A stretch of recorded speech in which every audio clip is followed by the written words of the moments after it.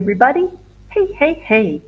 Okay, so let's start this. This is update number 5 for Africa Tour 2025. I am coming to you from a gray, cloudy day. We had a little rain earlier, and I'm in Tamale, Ghana, for those of you who don't know. And hoping it's going to rain more.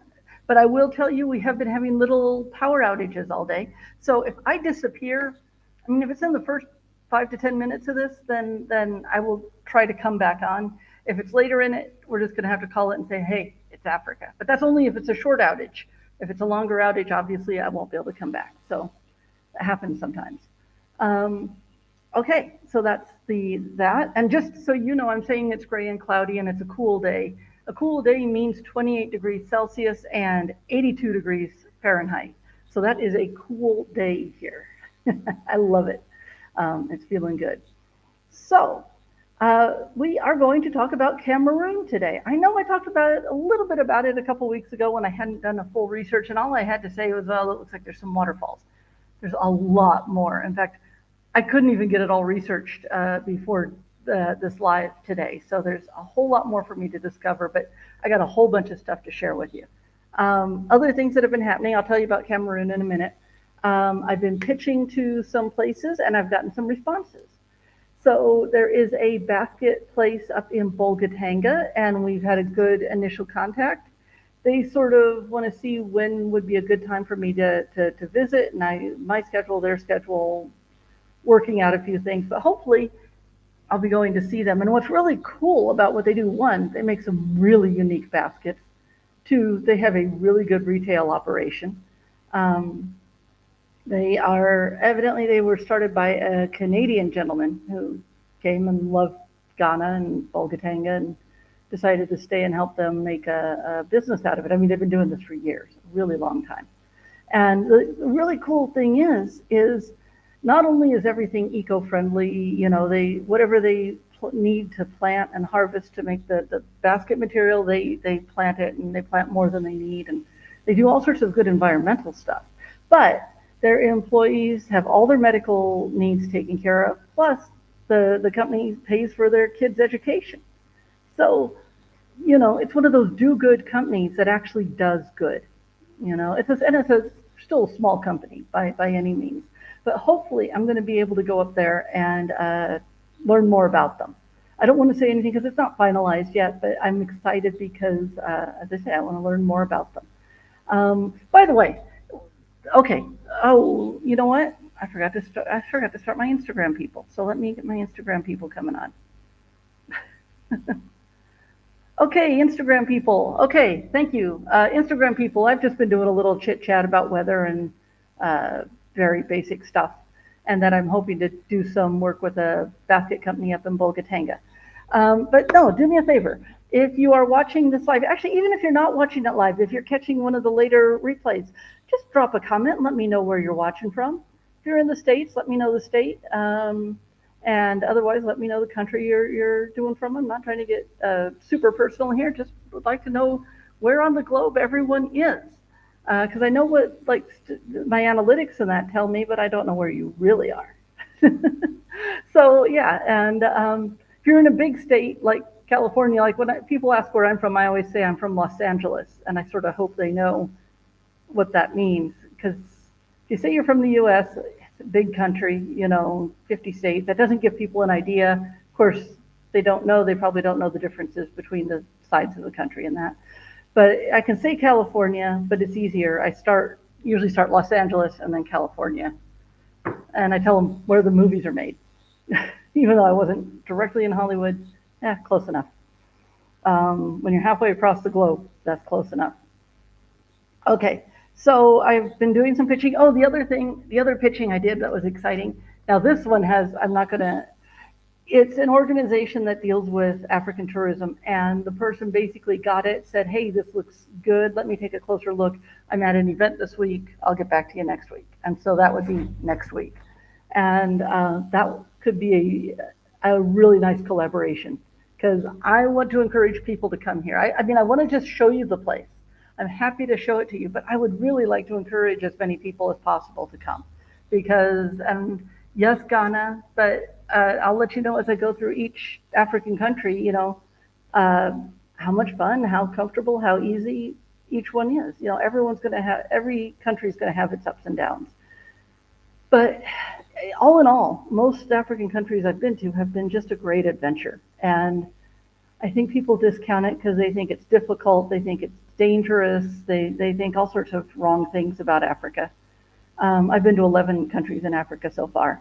And as I say, almost all of them have been aces, and even the ones that are have a little negative about them, it can be overcome. It's not that bad.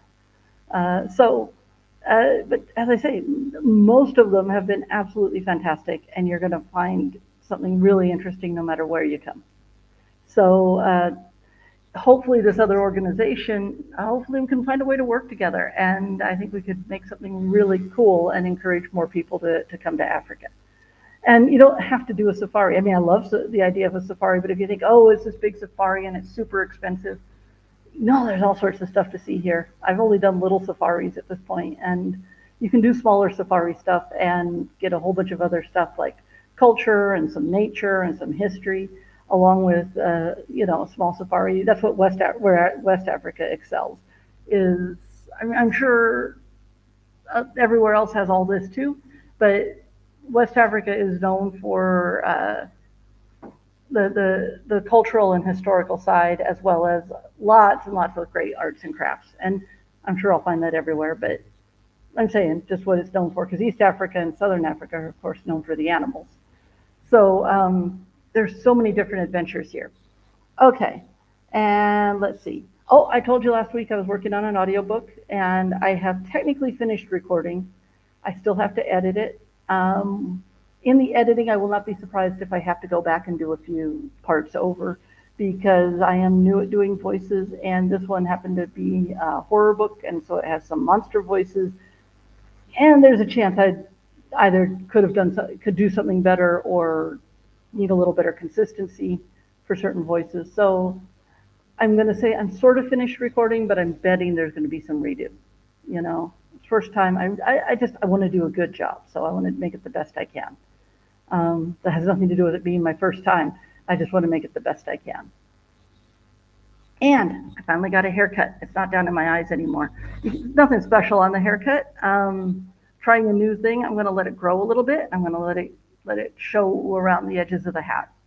That was my final decision. Is I don't want my hair to get really long, but I like having some hair coming out around the hat. So that's my decision right now for my haircut. If it gets really hot at some point, that may come off. I'm not sure. So let's talk about Cameroon. Let's talk about Cameroon. And yeah, if you want to drop me a chat and let me know where you're listening from, that would be awesome. And as I say, let's get on this Cameroon thing. So I found a whole bunch of new stuff. I haven't screen shared with you yet. And there's this town called Kribi that almost seems like it's not going to have a whole lot of stuff the way it gets kind of mentioned. Oh, then it's like, okay, there's waterfalls, and then there's a fishing village with an eco tour where you can go on this boat ride, and there's a lighthouse. And let me share the screen and see if I can show you some of this stuff. Okay, screen share. Oh, I gotta hit that button. Sorry. Screen share. Okay, here's the lighthouse. We're going to see if you can see it, because I'm doing this in vertical format. I know it only shows you the very center of the page. So we're going to see if I got to flip back to see what you see. Oh, hey, yeah, there we go. That is the lighthouse. And, it's not even, it's kind of funny. You think of a lighthouse and you think of it as being this fairly tall thing, usually sitting up on top of a mountain or a hill. And this one's just about as tall as the palm trees. It might be on a hill, though. It might be on a hill. I haven't found that out. But evidently, it's the kind of thing where there's a hotel called, I think it's called Lighthouse Hotel or something. I don't know. I say Phare de Mamel because that's what it was in Senegal. The White Lighthouse was Phare de Mamel. So far, I'm not sure if that's the right pronunciation. I flat out am not. I'm working on my French. I'm using Duolingo and working on my French, but I'm still not sure on that one. Oh, but I have a note of having you have lunch at the hotel, then walk over to the lighthouse, and there's a fishing village nearby that you can go explore. So that is the goal of that lighthouse. Let's see. And what else have I saved? What else have I saved? I saved a bunch of stuff to show you. So replace screen sharing. What's the next one? Let me see. Let me see. We'll do this one because I know you're going to get a decent picture on. Whoops.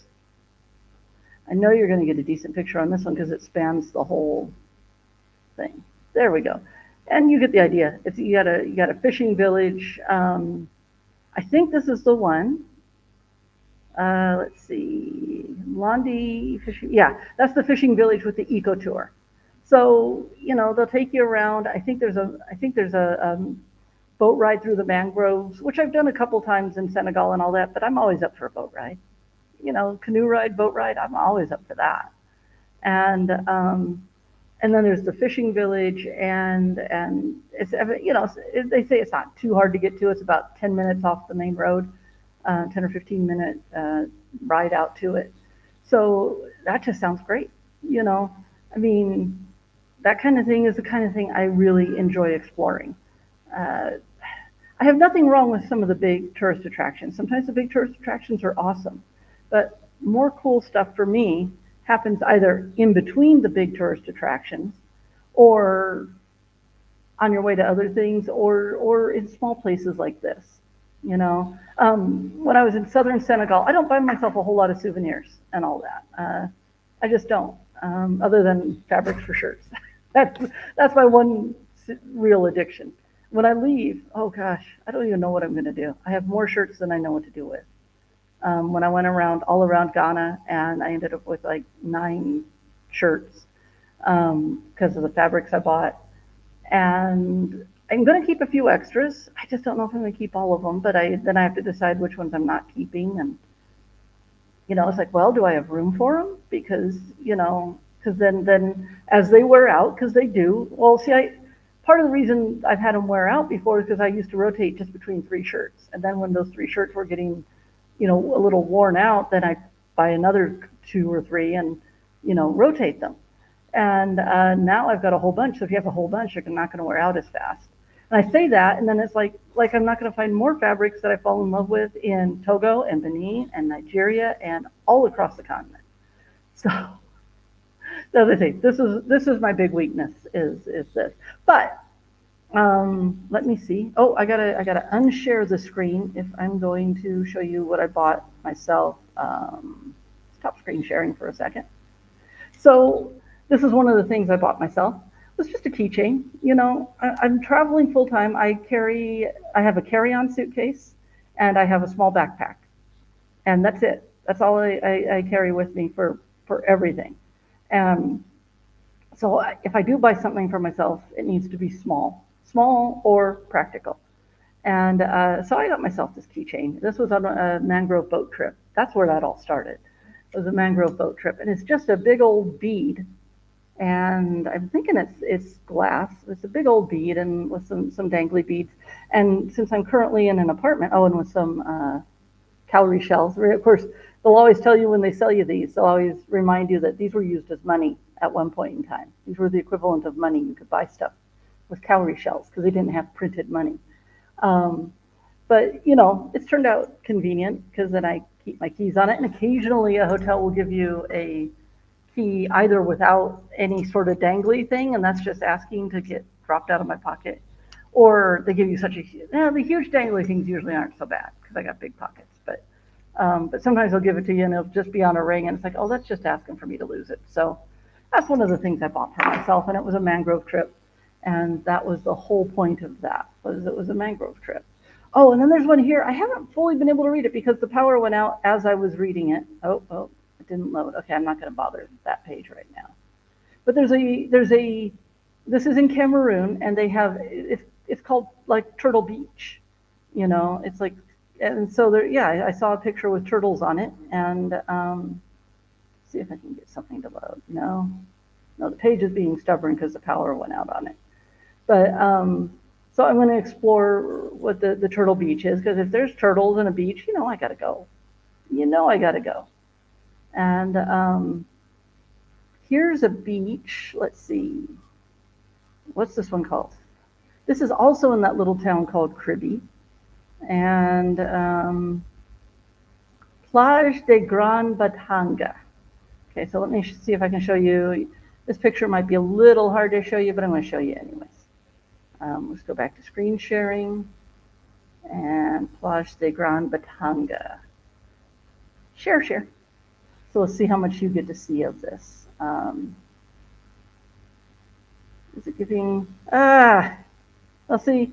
There's this great palm tree coming way over, and then you got all the shrubbery in that. The shrubbery on the beaches, the trees, the plants going all the way up to the beach, is still a unique thing to me because, I grew up in LA, and our beaches are just, they go from sand to cement to condos and beach houses and stuff, So we don't have a lot of shoreline with a lot of shrubbery, at least not in Southern California. And so let me see if I can get a different look at this beach. So I'm going to flip through a few pictures. Oh, that's not a bad one. You're probably getting an interesting. This is a picture through a tree. As I say, you might just be seeing a big old tree branch, is what I'm thinking. And then some more waves. Okay, this is a this is a pet peeve, not a pet peeve. This is something that happens for some reason, depending on who's taking the picture, and I don't know who took this picture. But especially in pictures of Africa, people tend to not do much editing. And I say that because look at that horizon line. I mean, that horizon line, you'd be sliding off the earth if the earth were actually tilted like that. And that happens a lot. I'll look at websites that look sort of pretty professional, and yet the photos aren't edited. And one of the worst crimes is that they don't even, not that it's just a little off. I mean, I feel like I'm going to fall off the picture. So,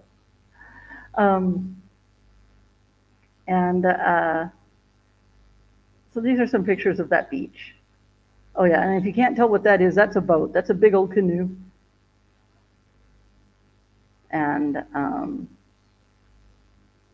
so that all looks pretty cool. That's just one beach. And let me see. Oh, here's one. Now this one I have a story to tell you about it, because I honestly, I don't think I'm going to end up being able to do it.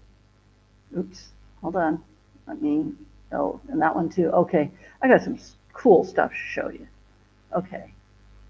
This one, I've set it up so it should show pretty well on your screen. So let me see if I can get that to work. And we're going to replace screen sharing, and I think it's this one. Yeah, that's it. Okay. So I'm going to pop back and see what you can see. Okay. If you can't tell, those dark spots there, those are gorillas. Cameroon has some gorillas.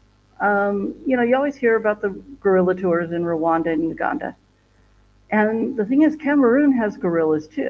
Now, there may be different kinds. It might be a particular forest gorilla in Rwanda and Uganda, but these might be the same gorillas. So the thing is, the important thing is that this particular spot,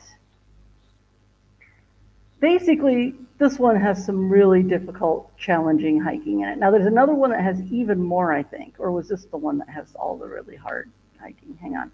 I'm going to change the picture a little bit to see if I can. Nope, I can't tell anything because someone posted their pictures all sideways. I'm going to scroll down just a little bit so I can peek for a second. Hang on. Yeah, okay. This is the one. This particular one, they have several clearings that I think they call bai, and it's where there's a bunch of mineral deposits, and the animals come in to these areas to lick the stones and that to get minerals and such. But it's also a clearing, so you can kind of see everything coming, and they've built these wood platforms where you can observe from. That sounds all great. The thing is, the closest one to your entrance to the national park, the area, is like 2 to 3 hour hike, and the one person said flat out 3 hours. And if you've been following me, you know that I'm not a great hiker. Hopefully, by the time I get there, I will, because that's 4 countries in. That's Togo, Benin, Nigeria, and Cameroon. So hopefully, I'll be in good shape, and I should be in good shape. I will be, and I'll be better at hiking by then, because Nigeria's got a bunch of stuff to hike through too. Um, this whole area is good for hiking, so I got to get better at hiking. Basically, it just means I need to do it more, and get in a little better shape. But the thing with these gorillas though is like 3 hours into the closest little thing, and then of course it's rough camping. I mean, literally, they got holes dug for your toilet, which I can live with. I can deal with that actually. I've had to deal with that before. But I don't have camping gear, and maybe you can just get it on site. But 2 to 3 hours just to get into the closest one. So 3 hours. Let's assume similar hiking ability as I have now, though, because even if I get better at it, better endurance doesn't mean I'm going to be faster. That's 5 hours for me, 4 to 5 hours for me. And then what? Stay overnight in the rough, and then hike back out another 4 or 5 hours. And it's rough terrain. It's jungle terrain. Um, so I don't know if I'm going to make this park. I honestly don't know. I need to see what kind of shape I'm in at the time. If I'm in good enough shape, yeah, I'll go for it. If I'm even in half good enough shape, I'll go for it anyways. I'll get a guide with me to help me out, make sure yeah, and you're going to have a guide anyways. So even if I'm only halfway there, I'll probably do it. But there's a chance I won't do this one because it sounded pretty rugged. Um, and so, yeah. So I'm going to switch you to another picture that I wanted to share. Oh, hey, I can just say share this tab instead. I don't think this one's going to show up on your screen though, and I regret that. Oh, you can see a little bit of him. Okay, so this is a sculpture in uh, okay, hold on. Douala. Hopefully I'm pronouncing that properly. Douala. And this is a sculpture that I'm told is, or that the reviews say, is near the port, and it is made out of recycled things. Evidently, it took quite some time. One person called the artist, I think it was a mistranslation. They didn't call him eccentric, because I would understand eccentric. It was something a little more, what I would consider derogatory, but it might just be AI translation choosing a poor word. But it's this kind of really funny figure. He's got one hand up here, one hand down here, and he's got kind of a funny face, but he's made up of all these leftover things. And it's sort of a statement on where, like, Africa is caught between, like, old world and new world, but in the new world, they get a lot of hand-me-down stuff. They get a lot of this, they get new stuff too, but a lot of the stuff they get is like used stuff from Europe and the US, and it's a lot of times better than what they can buy new. So there's this dichotomy of old and new, and recycling and leftovers and trash. And this is just it's a really, I wish you could see the face, because I don't think you can see the face, but it's a really funny picture. And by the way, Sharon, if you're still with me, I noticed you dropped me a chat, so thank you very much. Hi. and and so this sculpture, yeah, you can see a little bit of the head, but it's got a funny face on it, and it's in a roundabout. So it's the kind of thing I'm going to be like, okay, stop the car, drop me off here, and then I'll scoot around and go get pictures of it and all that. But it looks really cool. It just looks really cool, and I'd love to see it up close and to see all the different parts it's made out of. That would be that's going to be awesome. So I fully expect to be going to see that one. And let's see, let me share this one too. This is a museum. This is another one of those pictures that's crooked a little bit. That, or it's on a hill. It could be on a hill, but I think it's just crooked. Let's see how much you're seeing of it. Okay, you're getting a corner of it.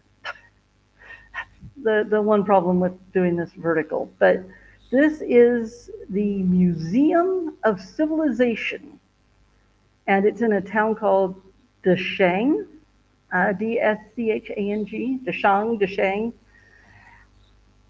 So far, so far in my research, I have not found anything else in this town to go see.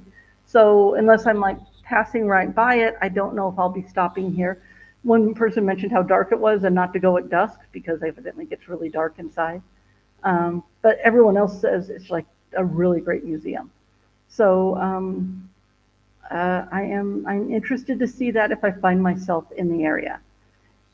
Sometimes there's quirky things and I'll go off on some tangent to find that quirky thing that, oh, it's going to be an extra 2 or 3 days to get out there and to get back just to go see that quirky thing. I will do that sometimes, but not all the time.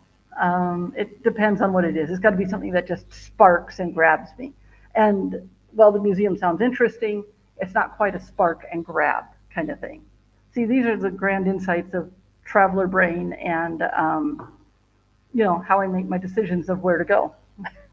I want, if I'm going to go out of my way for an extra couple days, there's got to be a spark or other things to do. Like that sculpture, I'm sure I will be in that town of Douala. It looks like from the map, it looks like it's the second or third largest town in Cameroon, city in Cameroon. So there's no doubt that I'll end up there, most likely. So, if there's a bunch of other stuff to do, and then I say, oh, there's this quirky thing, I got to make sure, even though it's, just this funky statue in a roundabout, yeah, that's easy to do. But if I'm going out for a couple days, like my first time to Ghana, I went out to Nzulezo, which is a stilt village, and it's on the far west coast. And I've kind of mentioned this before, but it took extra days. And in those days, I ended up going from Accra to Takoradi, and then I stayed overnight in Takoradi because basically when you're a traveler, you're sort of told not to travel the roads at night, partly because flat out there's more accidents. Whether it's your driver or another driver, someone gets too tired, the road can be dangerous. And there's not a lot of lights all the time. Sometimes there are, sometimes there aren't. But so I didn't want to have an overnight bus. But then going to Nzulezo, I got on the wrong trotro, and it was my own fault. This was my first real solo trip kind of thing. And I told them where I wanted to go. I told them the town I thought I needed to go to based on what was said in the guidebook. The guidebook said go here, then go here. But what I should have said was I'm trying to get to this as my end point, and then let them tell me the best route to take or the best trotro to get on. So always remember that. Don't think you know anything, no matter what guidebook, what internet says, whatever you've read. Tell them what your final goal is, your final destination, and let them help you get there. But no, then I went out to Nzulezo. I went to the stilt village. I stayed overnight in the stilt village, had an awesome time. It was an amazing perspective, and it was fantastic. It was absolutely fantastic. And then I came back and I went to Cape Coast and I went all around the rest of Ghana. So that was like an extra 3 days to do the stilt village, and that was absolutely worth it. As I say, I'm not saying this museum isn't worth it. I'm just saying that it doesn't quite have that spark for me. Oh, and this museum, I know you're not going to be able to see the coolest part about this, but I'm going to show you what I can show you on it. Let's see. Ooh, got a bunch of people on Instagram. Hi, Instagram people. See, my messages, I'm supposed to get my chats on the other screen. I'm getting we got someone listening from Tanzania, or Tanzania, the way Americans say it. Tanzania. Awesome, cool. Emachua, thank you. And so, yeah, this is great. But this museum. Okay, so you can see. I came over here to see what you could see of it.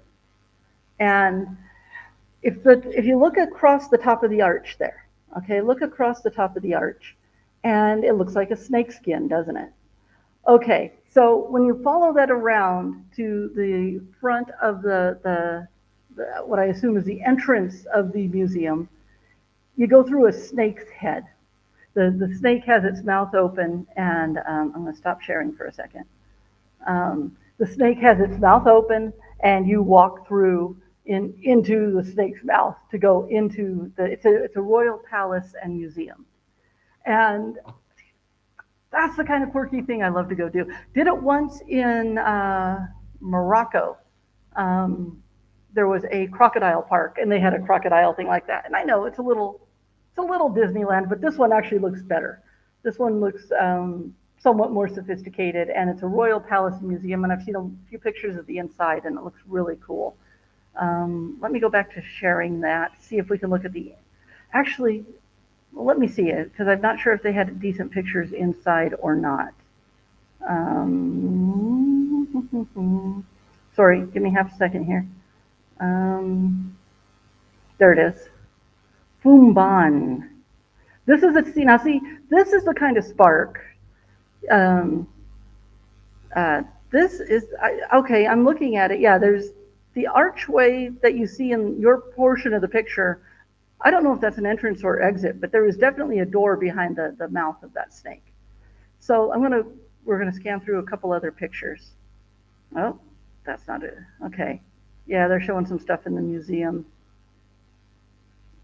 Let's see. Yeah, not very good pictures, but okay. We got a little interest going on here. But this is the kind of spark that I can sit there and say, "Where's Fumban?" I looked at where it is on the map, and it's like, okay, it's sort of in the middle of everything and nothing at the same time. And um, but this is enough to make me want to go there. You know, this and what I don't know what you can see of this picture. Let me take a look. This is a really big building. This is actually a really sort of larger thing, and it's very interesting looking. And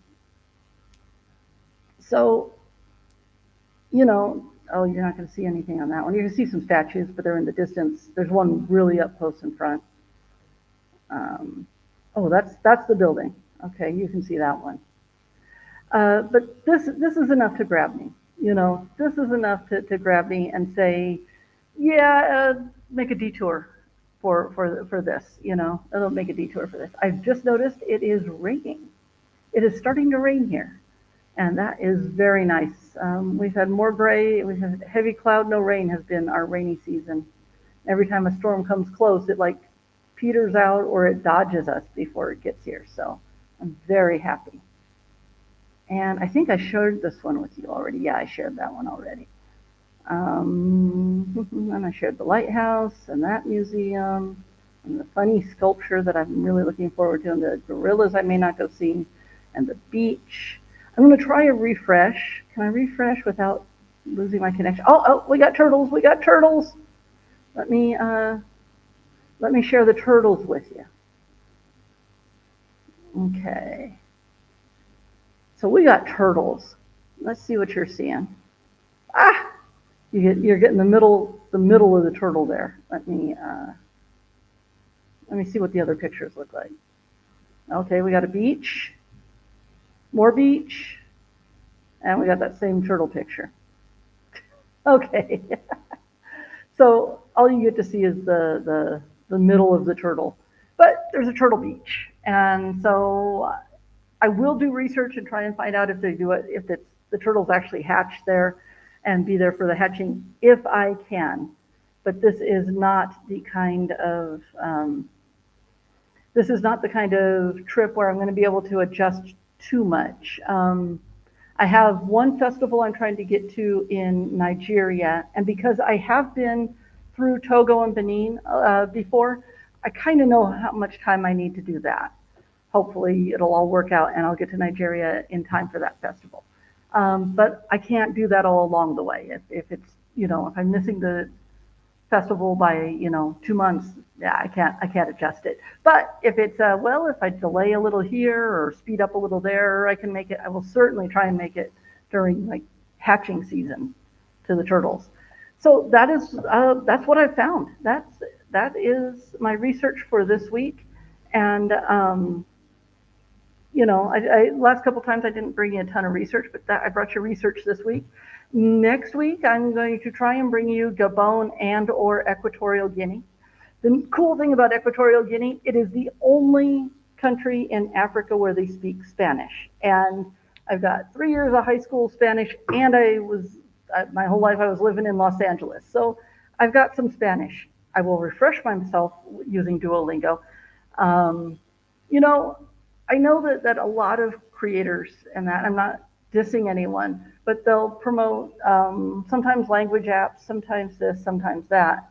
And right now, I'm telling you, Duolingo, the free version, is doing me just fine. If I can tell you the free version is fine or the inexpensive version is fine, I mean it. And I'm not going to get you to spend money. I'm not going to ask you to spend money on anything I don't believe in. Um, and so, and if I do say, hey, you need to spend a little more in here for quality, like I've mentioned the tripod selfie stick that I use all the time, and I bought a cheap one as a filler while I was here in Ghana. And yeah, don't buy cheap, but my good one is well worth it. So if I say, hey, you might need to get the better one, then do it. But if I can tell you cheap or free, I'm going to do it. And right now I'm going to tell you Duolingo is really good, the free version. They do have a paid version if you want to, but the free version is doing me really good right now. And I'm learning French, and I'm going to need it for about 5 countries. But after I get past Congo, French kind of fades away for the rest of my Africa travels, because this is Africa Tour 2025. Ghana to Namibia is the goal. I'm estimating I'm going to arrive in Namibia somewhere between October and December of next year. And that's because every country I'm going to, I'm going to be going around. This is not how fast can I get from Ghana to Namibia. That's not the goal of it at all, is to explore each country as I go. And then 2026 will be Africa Tour Part 2, and I'm going to continue around the southern region and up the eastern side. And so, but after Congo, I really don't need French anymore. There's 2 countries that speak Portuguese, and that is Angola and Mozambique. So I will be going to Angola, so I'm going to have to learn a little Portuguese. I've got the Spanish under control, but I'll refresh my memory. But after that, it's mostly English is prevalent. And of course, if you don't know this, when you travel in Africa, no matter what the colonial language is, there's always the local languages. And depending on how close you are to a major city, or if you're starting to get out to villages, you could end up somewhere where no one speaks the colonial language, or like one person in the village or in the town, there's only a few people that speak the colonial language. So just because something is a colonial language, don't expect everyone to speak it. Not everyone gets the full education in it. And the people who do speak it, you got to know that they're speaking at least 2 languages. And more often than not, I have found a lot of people here will speak 2, 3, 4, 5 languages. Either they've picked up other European languages, multiple European languages, or they will speak the colonial language and 2 or 3 or 4 tribal languages, depending on or I shouldn't say tribal, I should say local languages. Just depending on the makeup of things and the education they've had and the opportunities they've had.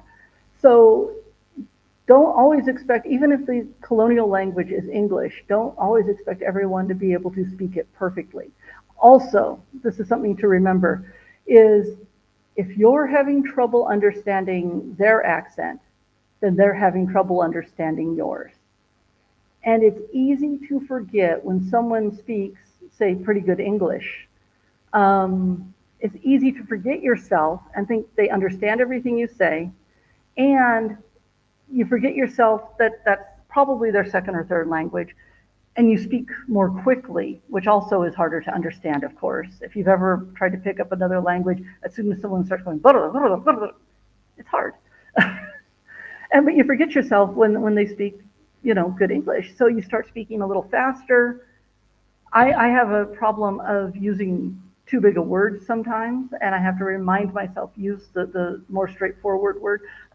I've got traveler brain, I've got writer brain. And I go for when I choose my words with someone who's a native speaker, I choose my words carefully, and I'm not trying to use big words to use big words. I'm using big words to be more precise, because I'm being specific about something. But sometimes those words are more complex than your average person who's it's their second or third language has learned yet, you know.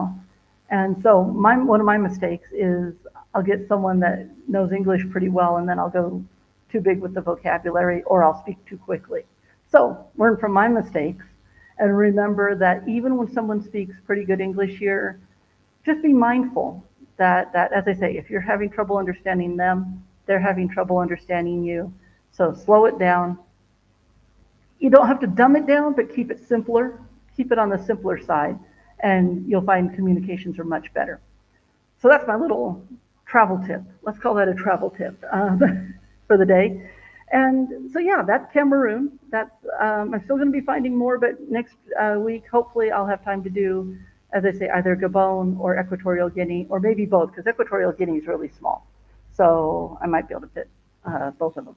So I'm going to say thank you for joining me for update number 5 for Africa Tour 2025, and I will see you next time. And I am going to go over, and I got to turn off my Instagram people first, because they, I've read, oh, hey, you got to do that or something horrible happens, but I don't know what the horrible happening is. So, okay, bye, Instagram people. Okay, I don't know if you see my hand. I'm waving at you. Bye. And then, okay, so now I got my YouTube people, and thanks for joining me. And